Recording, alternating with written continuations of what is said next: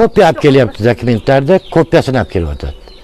Masalan, anaqada ko'p nima chin dokumenti o'zi yo'qmi bilmayman. Shu kopyani sotga olib kelib, mana deylar, sotni ham boshini aylantiryapti, bizni ham boshimizni aylantiryapti bu.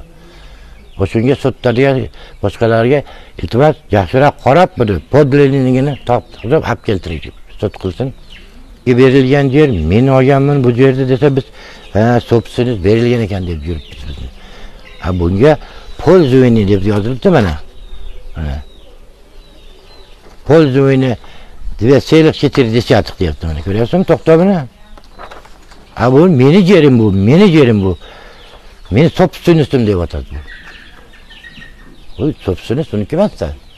Bu hukumat yeri bu. Bu o'zicha hukumat bo'lyapti-da. Lekin 10-yil o'tib ketib qoldi uylarimizga. Bir uylar o'rtalib ketib, raspiskalar ham yonib ketdi, boshqalar ham yonib ketdi. Shunday bo'lib turib, yana bu o'rniga vasстановление bo'ldi-da endi uylar.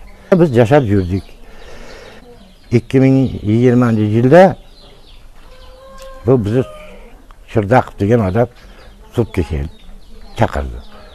Sudga bordik, borsak biz unaqa sud prosesslarini ham ne bo'ladi, qanday bo'ladi, hech narsa bilmaymiz-da. Biz boramiz. Ne desa advokat ne desa shuni deb qo'yaveringlar dedi, hop deb shuni deb qo'yaverganmiz.